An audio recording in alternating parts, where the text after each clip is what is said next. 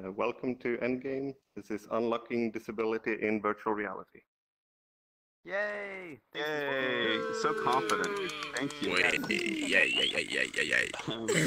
Well, yes. Welcome to Endgame. So today it's me and Psych, and we're joined by Owlboy, Sarah, and Charlie. And yeah, we're going to talk about different disabilities in virtual reality and like how it all comes together. I'm all of a sudden experiencing a weird lag issue. I don't know Yeah, what I me too, did. a little bit. Did It's getting a somebody little better. do Maybe something? people loading in. Oh, okay. It's okay. But yeah, Um, so yeah, we're gonna be talking about disability, and I guess to start off, maybe we should each, you guys can introduce yourselves and that kind of thing, and also, so one cool thing is that, um, so Sarah doesn't talk in VR chat, and one cool thing that we have here that Owlboy has created, which I think is a cool adaptive tool, is basically a little screen that all of us can have in front of us, right on the other side of that wall, if anyone doesn't have one.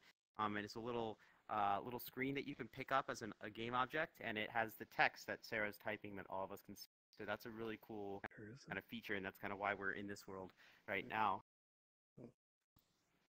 Oh, cool. And then on the stream, you should see it above her head.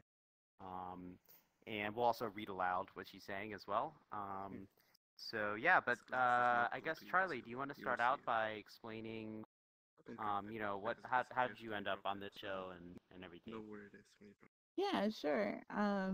I love VR like crazy, and it's mostly because I do have a disability, and it's kind of changed a lot about how I think about stuff.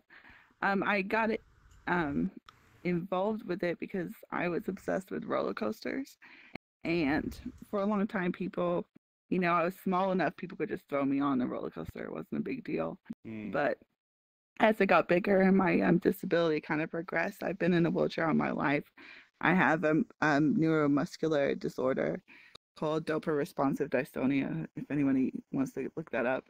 But so I couldn't go on roller coasters anymore because it was like really painful. And so I became obsessed with looking at Oculus videos of roller coasters. And so finally the Samsung Gear came out and it was like accessible because it was affordable, and it basically blew my mind. And so I started getting involved with that and meeting people and having new experiences um in virtual reality, like completely different from my experiences in the real world. And so it kind of just definitely got me hooked on that. And so then I saved up money and got an Oculus Rift and that, and then like I had to get a whole computer. It's like the most tech I've ever got in my life, other than like tech that I like physically need. So it was kind of pretty cool to do that. So that's how I got involved with VR. And would you say, I mean, that's interesting that you're saying spending tech on things you physically need. Like, I think about things like wheelchairs that I'm guessing are really expensive. And so, but all of a sudden, it's like buying a VR computer and a headset becomes a kind of adaptive thing almost like a wheelchair. The wheelchair gets you around and it allows you to interact with other people and experience the world. And so now virtual reality is like this whole new medium through which you're able to do something similar. Yeah, it's a whole new vehicle to be accessible in a world, so even more accessible. And even, at least to me, at some points there's definitely still issues with accessibility with like controllers and things like that. And but and like at actual like physically, like I have friends that you know they would need help putting on like virtual reality, because it's like still kind of hard to put on. But I think, yeah, it's a whole new vehicle of like accessibility and like exploring things like I would never think I would be able to explore ever. do you still go on the roller coasters out here? Like, do you have a favorite one? I haven't been on as many. I like pretty much like gone through all of the roller coaster apps there is, and like you can only do that a certain amount of times. But it's still fun. That's still like my way of getting people hooked onto VR is like to throw them on a virtual roller coaster. Then they're like, what? So. Yeah. But Cool. And what about you, Sarah?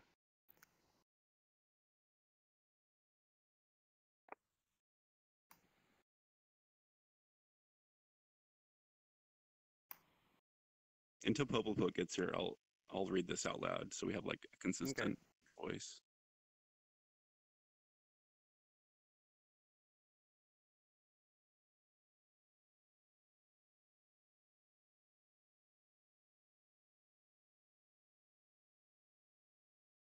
Did you see that? I've wanted VR since I saw a Virtual Boy back in the day.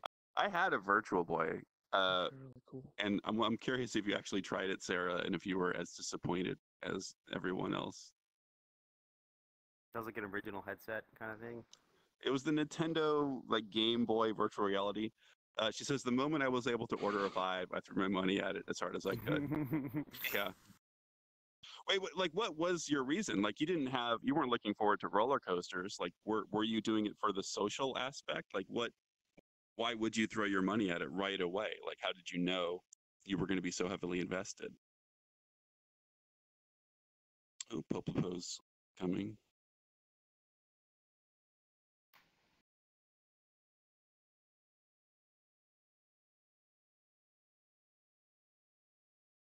And I think she said she has to do this with one hand for some reason, typing in. Oh wow. I don't know what her setup is right now. Maybe she has one hand on the controller. She's looking at me like that's not true, so maybe I'm misunderstanding. I've always wanted to get more and more immersed in a virtual or game world, and you spelled virtual weird. Wait, Popo, get over here and take over. Criticizing her spelling. Take God, over really? the- She's typing with one hand. Look, I was never able to spell. Okay, so for the duration, Yeah. Popo will be Yeah. Sarah's And voice. if Sarah, if you notice a Wonderful. significant delay in this text chat, then feel free to also just Discord, whatever. If you're noticing a longer delay or something than normal, too. I don't know Yeah. if there is or not. Discord or Steam. Whatever And works. Sarah's always extremely like expressive, right? Like you haven't heard her voice, but I Yeah. think you know that she has a big personality. So I'm expecting that to be conveyed through Popo's interpretation. Oh. Oh, okay. A lot of Hold on, there we go. responsibilities. Ain't High go. expectations there. Right. Okay, I'll do my best. My disability is that I'm unable to talk. That keeps me from being able to communicate easily. That's that. And the question was like, is that what drew you in here immediately? Like I that just it would be needed to- easier to communicate with people? Oh boy. Are you okay? Yeah. Sorry. I needed to do a faceplant real fast.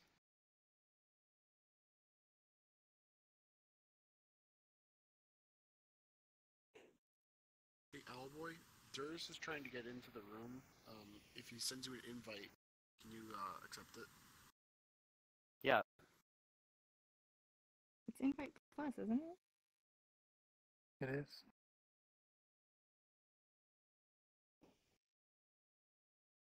It's a video. It's static. That's fine.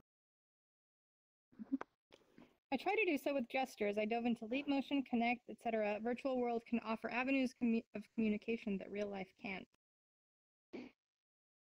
It fades away before I can read it. Yeah, it's not intended for that much of a big Yeah. message during a movie, because then you're kind of just having a conversation in the movie. Yeah. Then shouldn't But they that's just permanently read what she writes then? So that way they always have someone reading it in case someone can't read that fast? Well, Popo seemed to Even get through her it last avatars time. are a form of communication. She puts her face on most of them. Okay, yeah, we're gonna have to do something else because I Discord, can't. they're yeah. not, I'll do Discord, I know. Or shorter No, messages. no, do yeah, Steam one or so the I can other. see it. Or Steam, yeah. Okay, so Okay. send messages to her And in Steam. That's and- fine.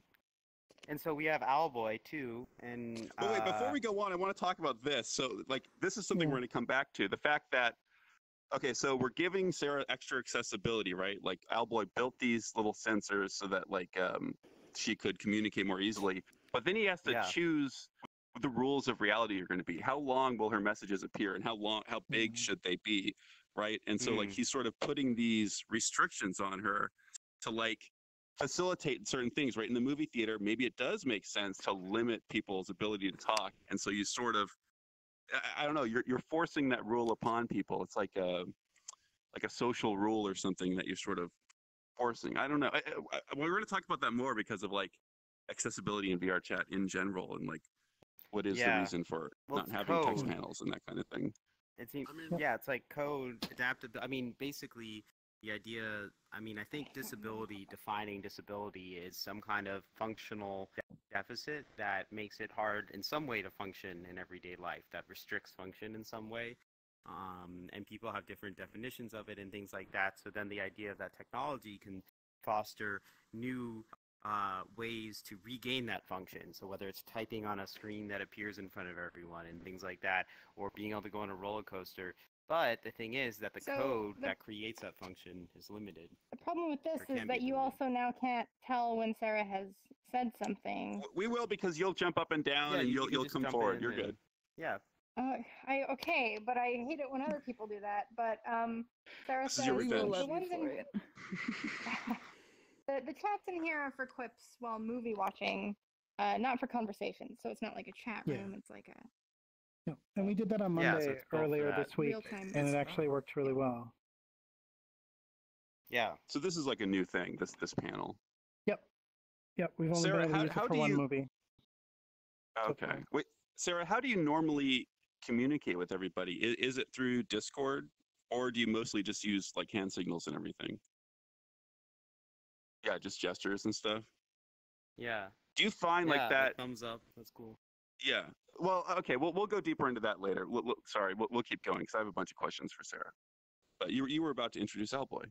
Yes. So Owlboy, how did you end up here? Well. Such a weird way to. My hesitation is like I know that my thing isn't quite the same, and I'm blind in my right eye, or actually I don't have my right eye.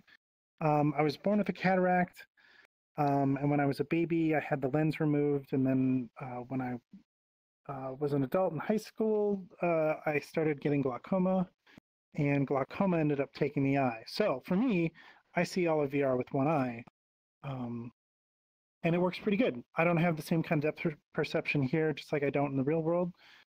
But for me, I feel a little awkward because in many ways, I don't have a disability. Like I don't have restrictions on my license. I don't have any of that kind of situation or any kind of special protections or anything like that. So, but it's still I only have one eye. I don't know. So do you think about it? Like, does it bother you? Like, or do you sort of just it's not even a part of your thought process? It's always been my reality. VR makes it Can you play catch? The bigger the ball, the better for playing catch. Yeah. Hush, peanut gallery. I think one cool thing is that your avatar in VR has one eye. So it's like, what was that like to start come to VR and then be able to have an avatar that more directly mirrors that? Or I mean, what was the reasoning behind having like one eye on your avatar as opposed to having two eyes like in the real world when people see you and think that you have two eyes? Right. Honestly, it just felt kind of cool to do, and it looked kind of cute, and it was I don't know, it just looked good, and I kind of grew into the fact that it also was that kind of representation. Because when I made it, I didn't identify with an avatar yet, and I didn't have that sensation or that feeling yet. So I wasn't planning it with the knowledge in mind that, oh, this will be my identity. I just kind of like, oh, it's an avatar. I'm learning how to make avatars. I really like what this looks like. So, but I've come to really appreciate that I did that, and would never change it now. So. Yeah, that's really cool. It's interesting the different ways people are using avatars, because like you're kind of telling us something about yourself. You're revealing something, but most of us aren't going to notice, right? Like, because there's so many crazy avatars here. Like, we don't know when something is actually like a personal expression or when it's just like a fantastical thing. And so like you're putting a little bit of yourself in there, but it's still kind of subtle and hidden, like we're not aware. Whereas like Sarah is like really expressive in her different avatars. Like I was, well, I don't know what section you want to go into next, but I was going to ask about like the different kind of things you can do in VR to take advantage of the fact that you're here. And like, Sarah will express a lot of emotion and a lot of things without verbalizing. Like Just you're a through. cold, heartless robot, Nomano? Well, so how would you express that to me without words, Sarah?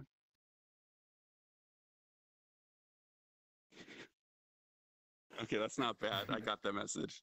Would you gotten Let's it? say. Would have you gotten it without the? Oh, would sorry. you Was there? have Were you gotten saying it? something? Just a quick comment. Sorry, never mind. I'm interrupting.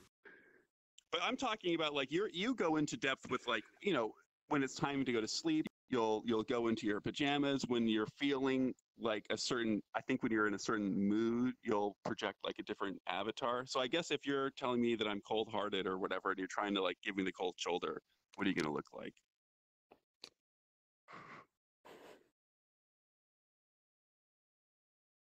And normally we're not gonna do a bunch of avatar switching because like it. Oh, she's Remember got we quite a used to play library. the Avatar game?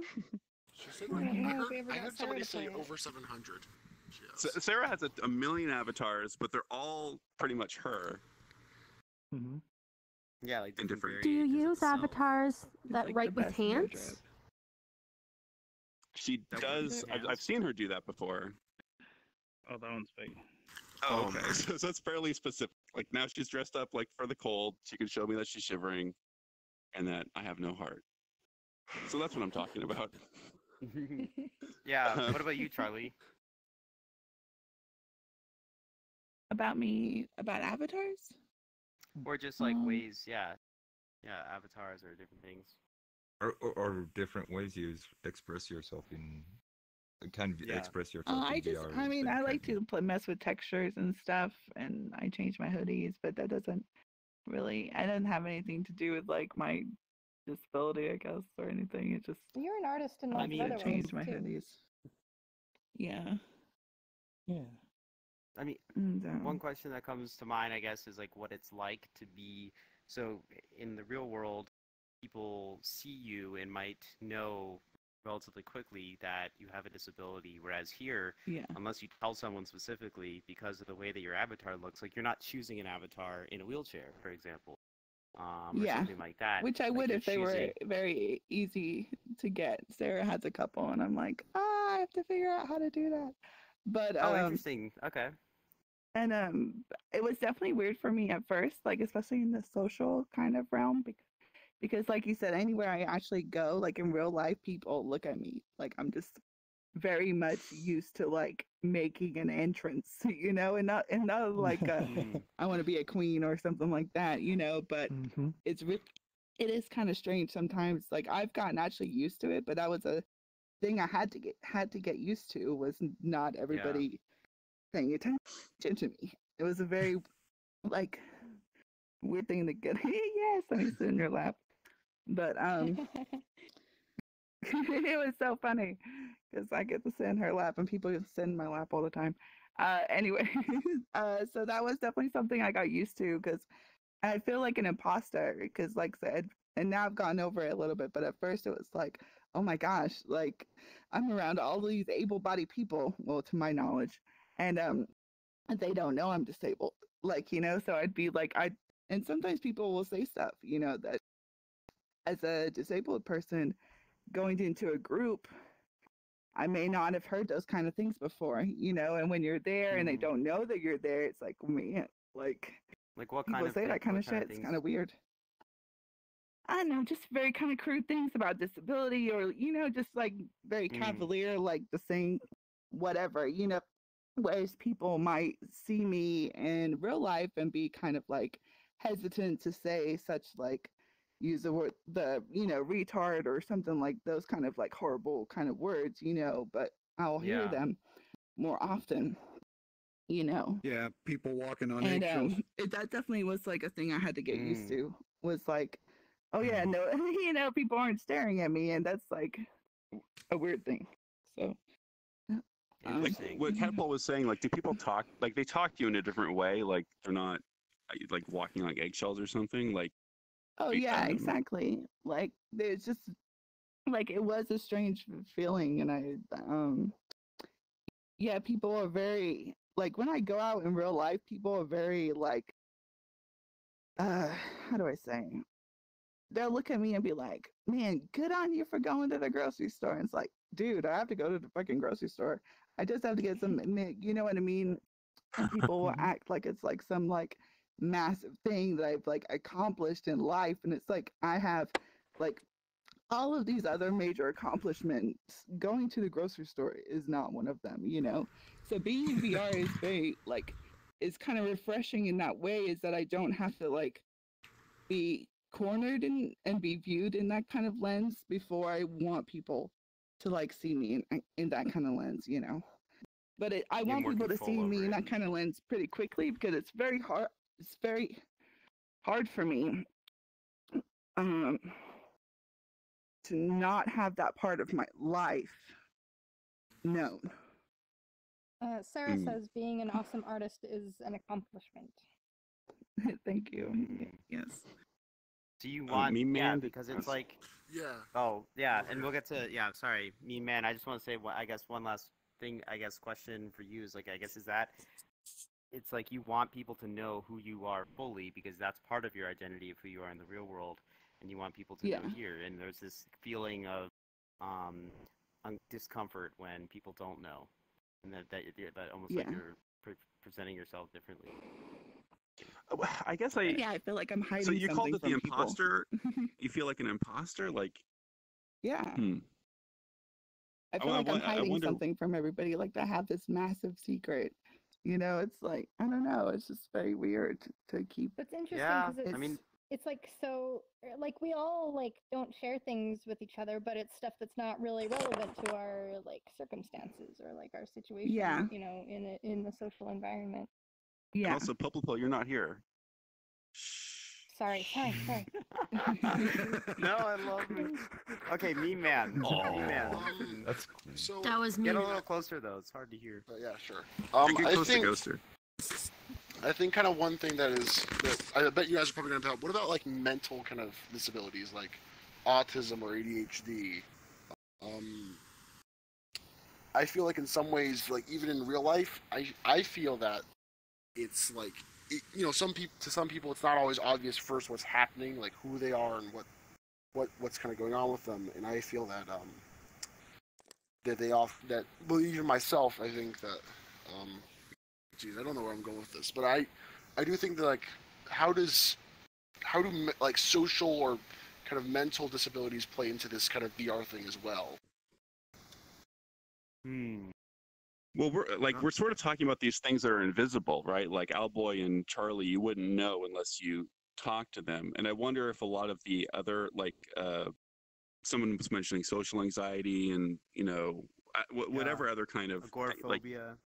Which is like how much do you see that come out in VR? Like I think there are plenty of times where I don't know. I don't know. I mean, I feel like I sometimes make my autism and ADHD pretty obvious. Like, I might say hello, and then I have nothing else to say, and I feel like that's a very kind of obvious sign. Sarah says she knows several people with social disabilities that have found VR a godsend. Yes. Yeah, and if you like go around like anywhere, people say that all the time. Like VR has made me a more confident person overall. People say that like all over the place, and I would even say that about myself in that kind of sense. Yeah, me too. I do agree. It's probably the most common Reddit post I see nowadays. Is it considered a disability? People mention like they use VR to get over social anxiety on Reddit all the time. It's in the real world. Is it considered the same in the same category at all, or what are we? I mean, so disability is like, for example, funding. So Social Security disability, you can qualify for that. It depends on your definition, but you can qualify for that if your function is limited so much that you're not able to go to work, you're not able to go outside, things like that. You can qualify, but not that that's like the definition or anything. But domains. Sarah says it's like safety wheels for social interaction, and that is groundbreaking. Talking about VR. Yes. Social VR. Exactly. yeah, people can rebuild a confident sense of self in here, and then learn that because social anxiety is one of those things where it's a lot of it is just misperception of how you think others are viewing you, and that if virtual reality can instill the confidence of positive social interaction, all of a sudden it's like in the real world it's possible to do that too. And I've had people who I've talked to who said that they had social anxiety who I never would have thought had social anxiety from talking to them. I never would have realized that unless they told me. So I saw Minerva and I saw Catapult. So Minerva, did you have something to add here? And Ray, I don't know if you got to your point. I saw your explanation point too, but this. Yeah. Just a couple of things. I have to turn nameplates back on because I forget the name. Feels bad. Charlie. There we go. I have a couple of friends with disabilities who are in this game as well, and they run into the exact same thing that you're talking about, where people in real life look at them with like pity, oh you poor thing, and it's like it blows their mind that people with disabilities can do normal everyday stuff that's part of life, and when they come in the game they've expressed to me things that are very similar to what you've expressed, where you're like, oh wow, I'm being treated as normal, but like, should I tell them I have a disability if it doesn't affect how they like it's a weird thing that then they feel the same way as you. I know other people, like disability or not, but it's not a disability in any way. I don't know how I can word this properly. Words are hard. But I have some people who use this like because of their mental health with their social anxiety and their depression, like being able to communicate and talk to someone in a way that they're pretty much only judging you by what you're saying or how good or bad your avatar skills are. I know some people who are who suffer from extreme depression and anxiety because they're transgendered. And it's to the point where they can't even go outside, and it's almost like a disability because they can't function with how severe their emotions are. And they find that things like VR chat helps them to kind of socialize, whether they're a mute and they use like the snail trail to commute with their fingers, or whether they can, from the safety of their home, practice using the girl voice or the boy voice that they're going to transition and kind of work and like identify as who they truly feel that they should be without having that immediate clapback of someone seeing you and thinking you're a fraud because of how you look visually. It kind of like evens the playing field and lets someone interact with your personality, because at the end of the day in VR chat you have your personality and you have your avatar skills, so it kind of bridges that gap to let people really test things to figure out their different comfort levels and, like you said, transition it and help it with their social anxiety. That's all. No, thank you, and thank you for telling me about other people. It's always like really good to hear about other people, and that's why I actually come up here and talk. It's just like so I can know, like, I want to find you. You know, like if you're out there, like tell them where I am, and I will talk to them, because I think there was a guy on here once I found, and someone was like, yeah, he says he's in a wheelchair, and I may have scared him a little because I was like, oh my god, you know, like you're in a wheelchair. I'm in a wheelchair. They're like, okay. It's nice to know that you're not alone. Chill out, chick. And like your feelings are valid because people feel the same way. Yeah. Wow. So Sarah says that on the other side of that, she's had people accuse her of being a male since she can't speak. Yeah. On the other side of the gender thing. I get 12-year-old boy. I've got I mean, granted, you do sound a bit like a 12-year-old. Does that bother you, Sarah? Or are you pretty much over that?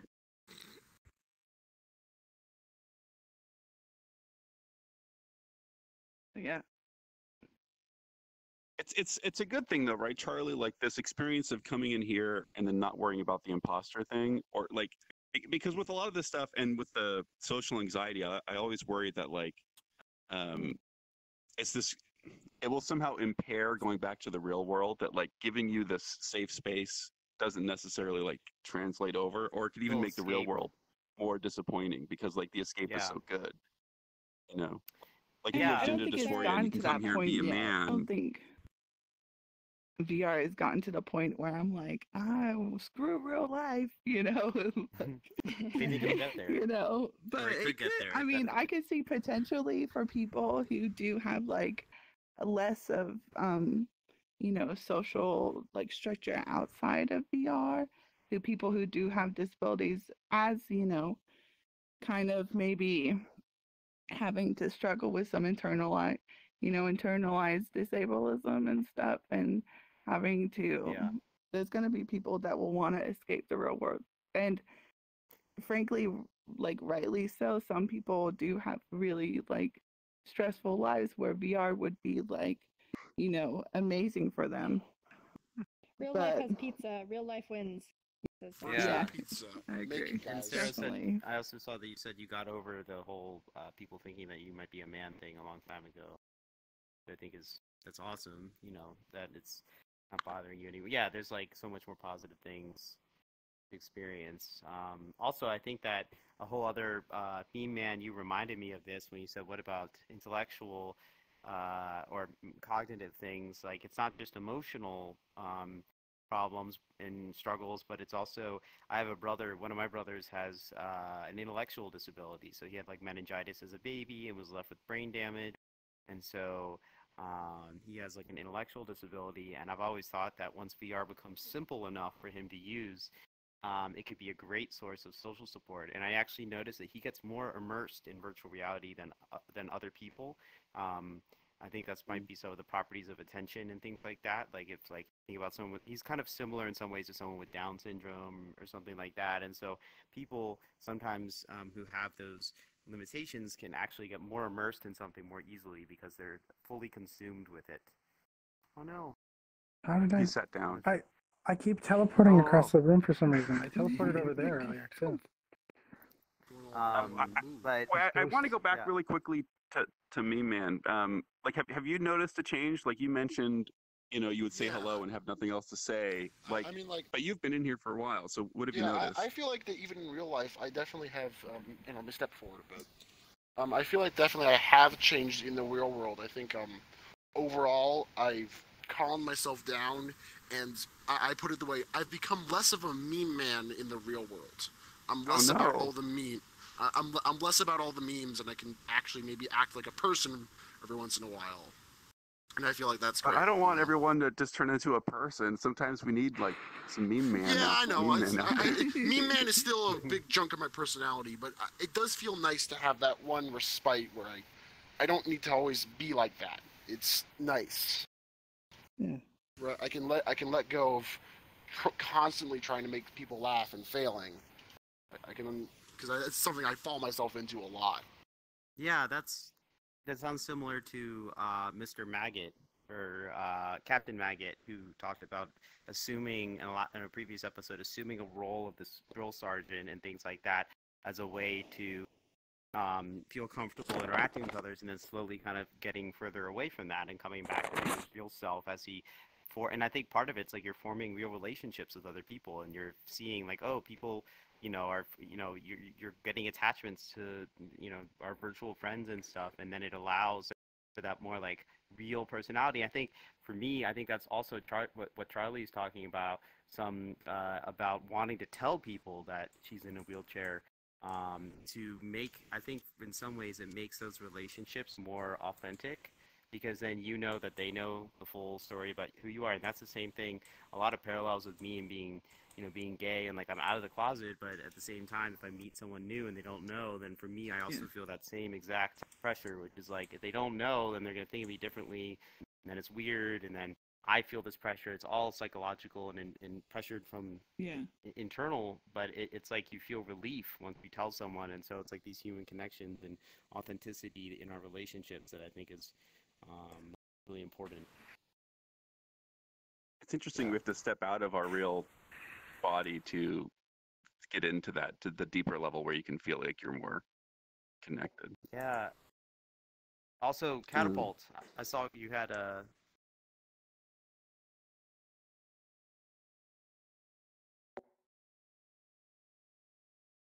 use text to speech, wouldn't that be an easier way of communicating for you, since you're typing to people anyway?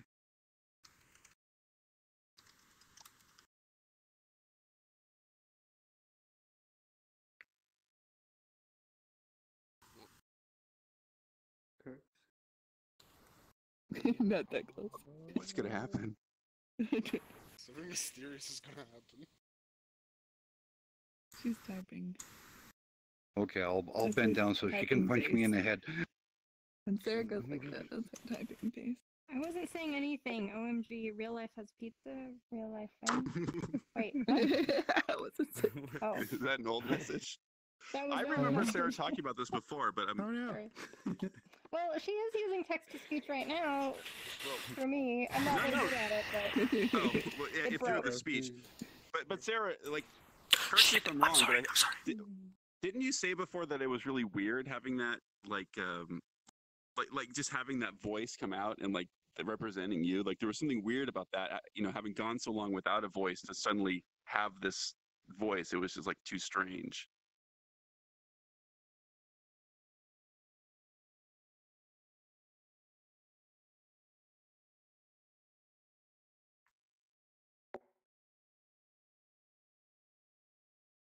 I lost my panel.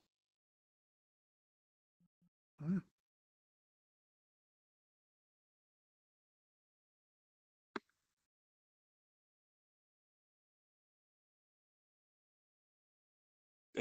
At some point, Sarah's just going to take a nap and we're all going to be waiting for her to type something. Just gonna watch Sarah take a nap. Don't make too long of a message. We won't be able to read it all. Or send it to Popolo via Steam. That's true. Game you stream.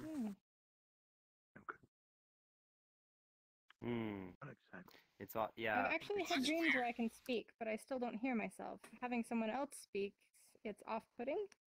Is it annoying to have Popolo be your That's what I voice? said. No. I mean, it's okay. I if you would say love yes, it. I would love for you to be my voice, Bobo. I love your voice. Ooh. I won't hire myself great. out for that. Good ASMR I would voice. instantly Ooh, say yeah, dick get some of that cheese. going. Yeah. So you feel uncomfortable almost with this. Well, actually, that's similar to what we were just saying, right? Like, just as we feel more authentic when people know our true selves, perhaps Well, for you, you feel less authentic because part of your true self is that you don't have a voice. she says it's not manly like lousy, but she would rather have Gilbert Gottfried. For some reason, Gilbert Gottfried makes a lot of sense. Like I feel like that would represent you fairly well in your personality. I also saw fakes. Where's facts? I saw that they had something to say. They. Oh, facts is over there. Okay.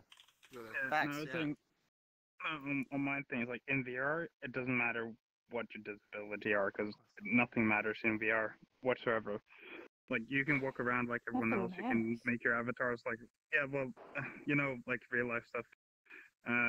Like you can if you can make avatars, even if you're in a wheelchair. Like if you make avatars or if you interact with everyone else, it doesn't matter what your inability in the real life is. So, and I, for one, don't really care if you're in the wheelchair. Like, not to be, like, not on the mean side. I don't care if you're in the wheelchair. If you're a nice person, then I'll interact with you. That's all I really matter about. Like, it doesn't matter in what situation you are in. And that's how it should be. You're judging people by the content of their heart. Yes. Well, can I say something? I know I'm not supposed to, but like, this kind of points to the fact that like, the disability is determined by the society that you're in and what's normalized in the society that you're in. And so, like, if we have whatever's normalized in VR is what we consider normal, and then whatever's abnormal in VR. But that's like the same thing. It's just arbitrary rules of reality. Society has constructed these specific rules and authoritatively said, okay, this is normal, this is abnormal, and that's why disabilities or sexual orientation are seen as something that need to be disclosed, because it's like the normalization makes you assume one thing, but it's arbitrary based on what the masses decide. That's all I had to say. Like there's that For sure. threshold where, especially with like mental disabilities, where I feel like if you're just like neuroatypical to a small degree, like you haven't crossed some mysterious threshold that they put in the DSM-5 or whatever. Like what's the name of that book? Yeah, Where DSM-5. DSM. Yeah. Yeah, like you have to like hit this arbitrary list of ailments or whatever, and a it's lot. what to do about that though, right? Because everyone is sort of on a spectrum of all these different attributes. Like there's not like it's not binary that you're just this or that, right? So I don't know. No, it's hard. But that's why it's defined by function a lot of the time. And also, it's designed around intervention. It's like the biggest, group of people you can join at any time. Like there's so many. It doesn't matter. Like all of the other social identifiers, disability is like the one that can go through anything. It doesn't matter who you are. I think the thing with me and like disclosing disability and stuff is like sometimes there are situations here in VR where I'm in a jump world and I can't bloody well jump to save my life because the buttons are all weird and people are like, oh, we'll wait for you, and this has happened to me. I've had like 6 people be like, oh, what's wrong, what's going on, why is your jump not working? And it's like I can't I have to like hold my controller upside down and like do all this weird thing, and so like that's where it comes into like, yes, I mean, VR, you still have disability in VR. VR does not take away people's, disabilities. Mm-hmm. Interesting. So I saw Me Man, and then I saw Chile. Yeah. So they have like kind of like one it's quick not question for you. Something that's directly always kind of confused me related is to the Oh, physical hold on, disabilities, Chile. but to the Hold on. Hold on one sec. We're gonna have Me Man, and then we'll have you go. That's cool. yeah, thanks. And then also, you guys come closer when you're talking because it's very hard to hear you guys here. Yeah. My question to Psych is I always kind of confuse me exactly how they measure autism. It's changed over the years and it still confuses me. Is there like any? I know you're kind of in this kind of, you kind of know a bit about this. Is there like any official kind of thing? What's the big system they have now to classify that kind of stuff? Yeah, so like any what they call like diagnosis or they use the term like disorder or whatever, but like some anything that someone's struggling with, they're these kind of functional classifications. So it's basically like they have these observations. So autism, for example, there's observations about social deficits and struggles with social interaction and sensitivity to sensory cues and things like that. That's not my area, so I actually don't know much about like the specific, but basically it's all observable things. And some people think that autism is actually a bunch of different neurological conditions that are manifesting in the similar pattern, and that as we discover more and more. Like my brother and I, we both have autism, but I noticed that his is like it affects him way more than it affects me. So I always thought there's like kind of levels of how much. Yeah, how they've deep you are changed. in. Yeah, they've changed to autism spectrum disorder now. That's what it's called, ASD. So instead of it just being autism or Asperger's, which is a mild form of autism, it's more of a spectrum where people can be on one end more mild or one end more severe, given their functional deficits. But then there's also interesting things like iPads. Like I know, again, technology facilitating changes. It's like I think there was some people are able to use iPads to communicate for the first time, and they weren't able to do that before, who have autism. So it's like, are they actually not able to communicate, or are we just not able to understand them? So it's like technology can play this really interesting role. Yeah, things that would fundamentally halt your progress, pre certain technologies, like they've completely changed. I mean, simple stuff like having a wheelchair and then having a motorized wheelchair, and like Sarah being able to use technology to type out messages. Oh, I missed that message because I was. Sarah says that April is Autism Awareness Month. Oh. So Be what's up? aware of me, guys. I exist. Yay! All right. And we love you. Glad that you didn't. Was I making any kind of a point, or should we just move on? Go ahead, Sheila. I forget what I was talking about. Oh, yeah. Come close Dude, come up here because we So started here. so like to how the mental disabilities and such are affected in VR. Like we don't have the same visual kind of feedback we have in real life. So we don't have all the facial expressions that and everything that your disabilities or your you might like you might not have the control of your facial muscles, for example, and that might be off-putting to people around you. And in VR, we don't have that. So I think just I don't know. Yeah, it's another one of those ones that just becomes invisible when you transition into this dimension. It just sort of gets left behind. I'm getting a And lot then of it can be loading. replaced. Am I the only one who's loading screen? What are we loading? Is some Like newer? I'm I think. I basically wonder. seeing the Vive. I'm seeing the audio's I'm all not broken. loading. It can It did jump and lag. people try to change into avatars that take up less resources? If you have an avatar that takes up a lot of resources. What happens if you turn around and look at the screen, Psych? Body Are you language okay if you look over there? There's a huge sign in here, though, so Sarah uses it to the fullest. It's like really bad. Weird, I'm doing okay. I couldn't really I've seen understand. that and it's amazing. But it's still different. Like I don't have VR, so it's I feel like I'm disabled in VR chat. As I can't do all the hand gestures and stuff that you guys can, and Oh my god, yes. Yeah, I don't. I'm just I'm like not turning my experiencing head. it. I don't That's think all I it's can do, and it's just I just want VR so bad to be able to express everything. Sheila, I did make You bring up an interesting point I was gonna about people who are in desktop. Oh, sorry. I mean, as far as desktop mode goes, I made a Lag. map that's like, it's easier to play on desktop mode than it is in VR mode because of the way wall jumping works.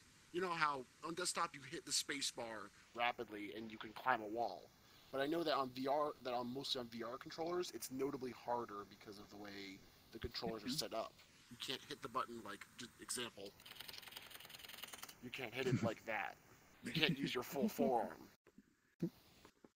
So the map is overall easier or possible on desktop, and it's, you know. It's not, don't give any advantages to desktop people. What were you saying, Minerva? Don't worry about the lights for a second. Oh, I was just saying how it's interesting how some mentioned that they feel like they're at a disability or a disadvantage because they don't have VR. It's like, oh, I just want to reach out to you and pat your head or move my face or do this. And I'm just like, haha, well, guess what? Money can fix your problem. Everybody in the real world, not so much. It's That's like, really interesting. you know, like you're actually like getting an idea. Like you're sitting there and like I role play a lot. Like way more than I probably should. And I don't have a headset. So I'm like, oh my god, I wish I could just hug you or pat you or do like some cool, amazing animation that's so much easier with hands. But I'm like, you know what? Oh well, I'll just save up and eventually get a headset.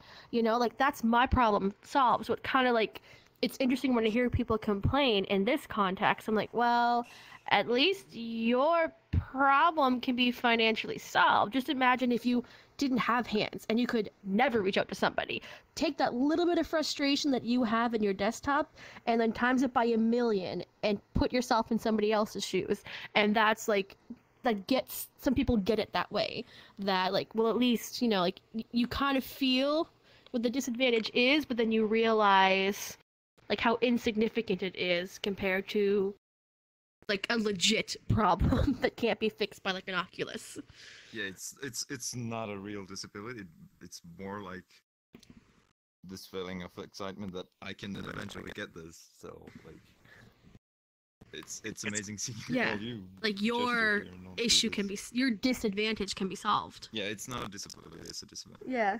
It's going to be strange going forward as this gets more and more extreme. Like, I guess if we start going into transhumanism or other stuff, like where we're going to have super ability, right? Like going into VR into another dimension and socializing is sort of like a super ability. It's this new thing that we can do, but it's going to get even crazier and there's going to be this crazy gap where the richer you are, the more ability you will have, and just because Sarah says we're not high on the cyborg technology might fix her. yeah, but like at what point does Sarah be? At what point am I disabled compared to her because her body and her mind is so much more powerful than mine because she's with implants or whatever. Society says is normal. Just go by their authority. It's set by society, really. I wonder if at some point just being a regular human you'll be considered disabled if you're not augmented because there'll be so many things you can't do, right? If it's really about things that you can and can't do. Sarah says, like when we're because shooting I'm thoughts me, back and it's forth. okay. Did I get the tonality right? Are you saying that? Okay. She approves. Wait, did we miss somebody else? I thought I saw something else in there. No. Oh, agent? Yeah, I actually was going to mention things in the transhumanist direction Mike's muted, as well. Is it? Oh, am I muted right now? Can you guys No, not you're hear me? good now. You're good now. You're good. Oh, okay. I was going to mention transhumanist technological advancement because I think that there's an interesting relationship going on between an ever-shifting definition of normalization, as you mentioned, as far as social perception is concerned, and defining disability by functionality, as you mentioned before. As far as technological, like biomedical progress is concerned, how do both of you feel about those approaches to disability in any sort of like prosthetics or an exo-frame as a replacement for a wheelchair? Because it seems that things like that. Of like a mech suit of your own. Well, I guess I apologize for the multi-part question, but I wonder if there is a connotation of fixing that might be problematic in relation to like ableism and the normalization or denormalization of something from a social perspective. Do you understand what I mean? Does that make sense? Yeah. No, I totally understand what you're saying and talking about how What are your thoughts on like it? our definitions of normal and trying to like make, will I get an exoskeleton, suit? I mean, part of me is definitely like, yeah, that'd be freaking rock, like, but a part of me is always like, I don't know, because it is such. Yeah, I think they have the whole because controversy. with Because it becomes a culture, right? Right. Yeah, they definitely have that kind of. And it's about Can you culture. sort of explain Yeah. that quickly? What's happening with the deaf community? The cochlear implants. Say the whole thing. So like they're getting Okay, they're so have there's a problem with people getting the cochlear implants. Yeah, so there's a device that they can kind of install like on the skull that can enable some deaf people to hear to legitimately hear things when they otherwise wouldn't. And so there's a debate about whether deaf children should be installed on deaf children, whether whether they're only getting that installed because it's not okay to be deaf, it's not okay to be disabled. And so like the attitudes behind it and are kind of all in question. And go ahead. On the one hand, that could be considered like a functional deficit, and on the other hand, I mean, perhaps just because it's existed for such a long period of time as a situation for people, but it has, as a life circumstance, created a culture itself, a large community of individuals, all bound by that shared experience and circumstance, and that's something that, as I understand it, some people in the deaf community feel that aspect of their identity itself is threatened at the prospect of alteration or augmentation by way of cochlear implant. Sarah has. I mean, if your entire, oh, I'm sorry. Well, Sarah has a comment. It's kind of on this topic. So I've seen a video on a reconstructed robotic mouth and throat that vocalizes, but I have no desire to lug that monstrosity around. I'm already burdened by keeping my cell phone on the lanyard for typing. So yeah, there's different technological options, but then yeah, so the question is, when is it worth it, and when is it the result of toxic attitudes to have it or whatever? That's going to become such a big conversation as we go through transhumanism, and sort of like, because on one side is going to be, we can fix everything and make everyone exactly the same, super intelligent, super strong, whatever we think the optimum humanoid is, and on the other side is, we're all different and crazy and we don't fix anything, and there's chaos, and like, And we're going to have this optimum is yeah, correct. exactly, right. So like, there's going to be this push towards like, let's all get normal, let's all fix everything, let's all be the best we can be and all be the same, and that's going to be weird, and we're not all going to want to go there. But at what point do you stop? Like, at what point do I put the brakes on and go, I'm not going to improve myself because I want to avoid genetic manipulation too. Being, yeah, like, I'm going to avoid genetic manipulation. Oh, Sarah sorry. says it doesn't need to be binary though. Yeah, that's true. Wait, who did? I see Catapult, Meme, and Minerva. Yeah, I wasn't first. I know other people did mine before me. I think so. I just have one quick question. Oh boy, did you notice with just a one eye you get a lot more eye strain, or is it pretty much the same? Am I having audio issues? I'm having. Oh, he asked if audio you sync have more issues. eye strain. I can hear you. Everyone sounds like they're talking over each other. I didn't hear any of that. That's weird. Okay. Yeah, I know. There's must It was be an silent maybe. for a long while. We're having weird technical I couldn't hear problems, anything as but well. yeah, he's asking about I'm eye sorry. strain. Well, Do you experience I didn't that? hear it at all. I do not. I don't have issues with eye strain or any. Honestly, this is most as perfect as I'd expect it to be. Most eye strain issues come from convergence, right? So like that makes sense. Yeah, I think honestly, I think that's true. And I do wear glasses, and I need glasses, so I do have a pair that fits inside of my Rift, and I wear those. And so far, it's worked perfect the whole time, the whole 2 years I've been doing it. So sounds good. So I guess that's a myth, eh? A lot of people say that when a person loses an eye, the other eye has to do twice the work, so it's more prone to eye strain. Yeah, I've had a really stable prescription for the past 5 or 7 years too. So excellent. I don't know.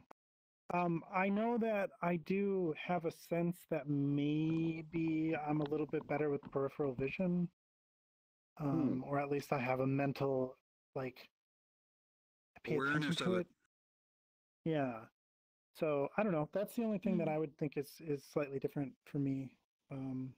Apart from being bad at catching small objects when they're coming at me, or lots of times I'll reach out to grab something from someone and I'll miss, and then I'll have to grab it again. But it's never too bad. Thanks, old boy. Who else was there? I can go. Wait. So did Nimona? Sarah Did says cats. you start saying who else is there while he was still talking? I No, don't know if everything's delayed. you're getting all the sounds at the same time for some reason. You're experiencing some kind of weird audio lag. Okay, I'm gonna. And for me, it was all cut out. I'll be back. Okay. Wait, Ray, can you sort of step more into the middle before you make your comment? Hello. I kind of wanted to add with what you were saying about how we might actually not want to be the perfect human. Well, what do you think? Oh, I think he crashed. I think that we probably will, but I expect that's going to lead to say video games becoming much more popular. Because generally what games rely on is our limitations. So puzzle games, you have to work your cognitive faculties to figure something out. FPS, it's all about maximizing your reaction time, knowing maps and such. So wait, that's going to drive people to want to get better at performance, you mean? Well, I think people will, while they'll take the improvements in the real world, they might maybe limit themselves within games or find some way to do that. Or they'll find games that challenge them, like, if you have a reaction time of, like, some insane, like, 0.0001 milliseconds, then games might be tailored to require you to use that reaction time. Okay, that's interesting. Like it is a part of us that we need to overcome something, right? Like we require some kind of restriction. Like you enable God mode in a game, and it immediately becomes boring. And if we do that in real life, like when we enable God mode and we become all powerful, and there are no restrictions on us, like how are we going to? Are we going to miss something? Like will we have to go back and like put restrictions on ourselves just to like play around and experience that? I don't know. What do you guys think? Or I think part I'm of being seeing human everyone. is to like have a struggle. So I think we're like miss that. You know? I think it's always It going to kind be of a makes us struggle, who dude. we are.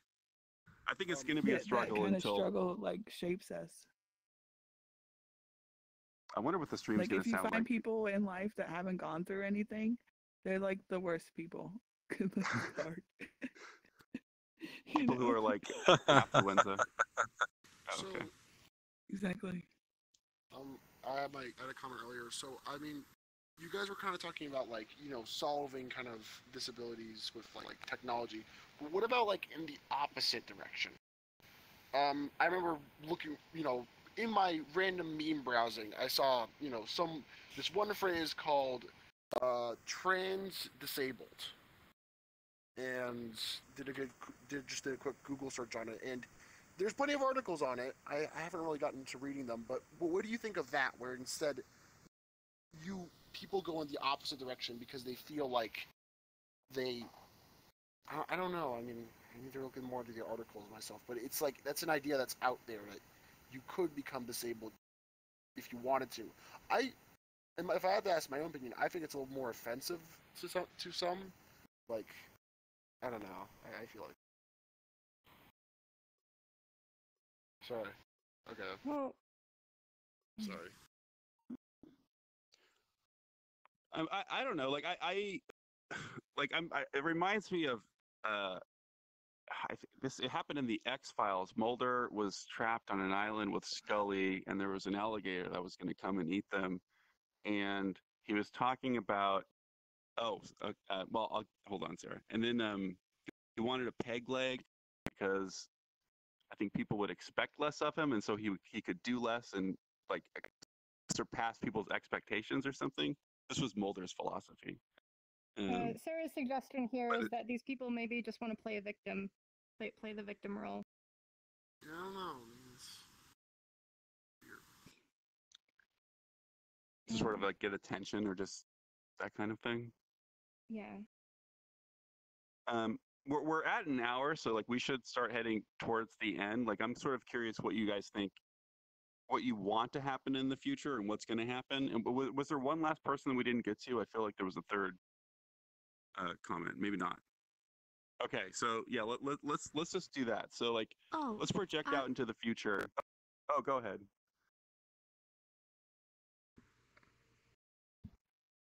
Oh wait, Minerva, were you going to say lagging, something? so I'm like halfway behind. Oh, sorry. I'm lagging, me so I'm too. like trying, and I hear people kind of at the same time. But I was actually gonna say from a while back in the conversation, whenever I was going in university, I was a residence life advisor, and some of the things we would do is once a month we would have like a meeting and discuss how we can make the dorm like more accessible to people with physical disabilities, and how we can better like it was a small campus, so we knew like there was a couple people who were deaf or were deaf in like one ear or the other, or who were like blind or visually impaired and things like that. And we kind of went through the way of fixing up what was on site as best we could to try and make the transition easier. And at some of the meetings, they brought up things like, oh, well, I can't wait till this surgery is available, or this thing is available. I'll be able to hear better, or I'll be able to see better. And it actually social justice warriors in our little thing were actually like, oh, well, what's wrong with being like deaf? Like, can't you like own that? And like, there's nothing wrong with it. It's like, and it's like, it's weird to watch because it's like, okay, like you have half hearing gone in one ear, and this person has something like an accident happen when they were a child, and they have no hearing at all. So it's like, how can you like say like, I don't know, I see a lot of, well, you shouldn't do this because there's nothing wrong with this, but yet again, doing that certain thing might make that one individual happy. So at the point of should we or could we or what's wrong with this or what's wrong with that, it's this is what's going to improve the quality of life for this specific individual, and it brings kind of like a new spin on things to kind of see people step up and be like, okay, well now you're judging what they need to make themselves happy. It's a weird thing to watch. And I've seen it happen a couple of times in VR with different things. Sarah says, screw that, she wants to sing. Her take on the matter. Well, it's up to the individual, right? Or like that's what we want. It's weird when there's other people telling you what you should do. Like you should want to do this. Like you should want this ability. It's like, well. And I'm sorry if I can't tell if I'm interrupting or yeah. not because the audio is all delayed. But I think that I think Minerva, what you're saying is really important and a good point. It's like we should not restrict people's ability to gain function through technology. We can honor people's choices not to. Like if someone says, I'm not going to go into VR and ever represent myself not in a wheelchair, that's okay. Or, you know, if you don't want to use text to speech, that's okay. But you're not going around, you know, telling people you have to, or you can't use text to speech. You're not, you know, all this. We're allowing people to do what they want. And I think the idea is that technology can increase the access to function.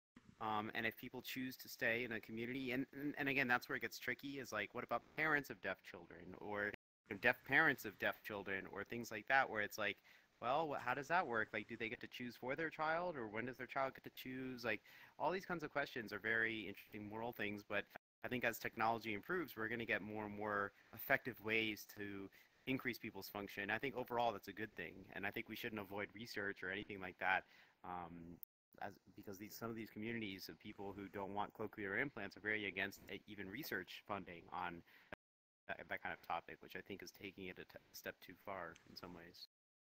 I want everyone in the hive mind, right? Like I want to, like like I want people as connected as possible. So people who for some reason are disconnected or whatever, and that can come in many forms. Like I want them to be connected, but I guess they're not obligated to. But it helps the hive mind. The more different types of people we can get functioning in here. Do you guys want to talk about the future at all? Like, what is there anything you're looking forward to? Like, I imagine, Sarah, if we're friends long enough, like, we're gonna at some point you might start using a voice. Like, if there is some sophisticated technology, is that something?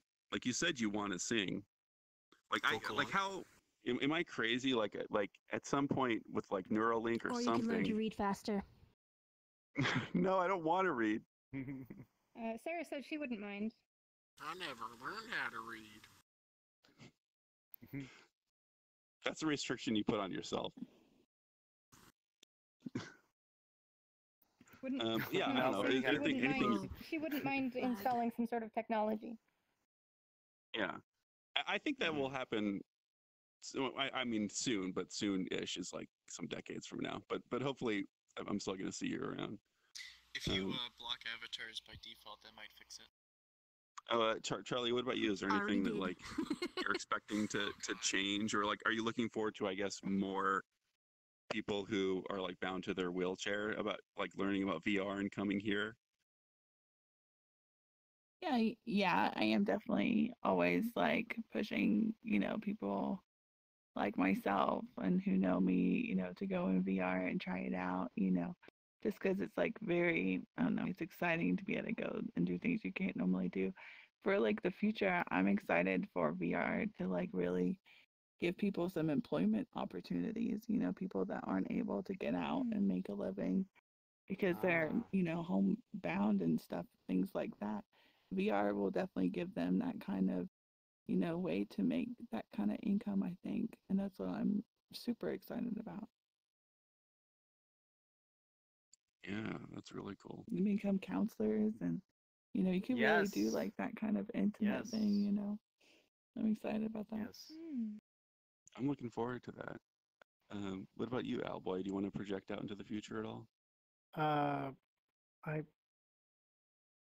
The only thing that comes to mind, and it's kind of silly, but due to my situation, it would be really nice if like the VR vendors could like do a really low level switch somewhere that would just turn off the right eye in my headset, so I'm not rendering everything twice, because I don't need that.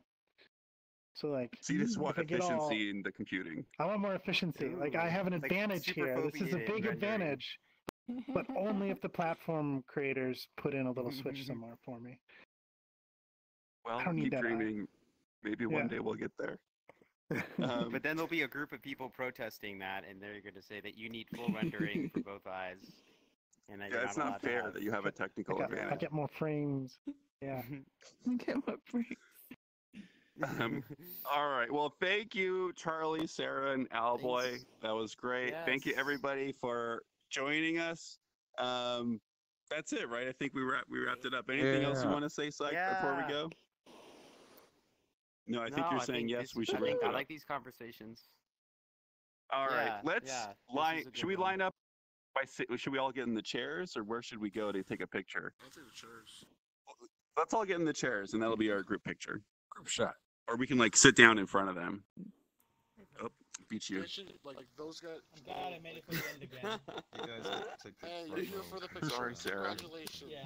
Fine, you can lagging have it. so badly, guys. Lagging like crazy. Love it. I literally cannot. This, And when when they said that thing, I don't know. Okay, I sat down, but I'm sitting behind you. gonna be here. Yay. Yeah, there you go. And Sykes with us too.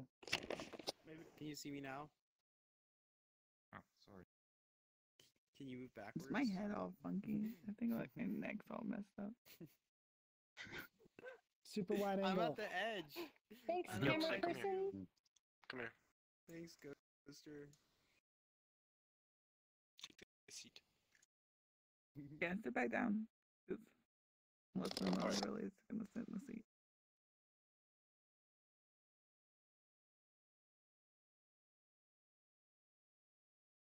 I don't know. Ability. Unlocking. Say ability on 3. Okay. Freedom.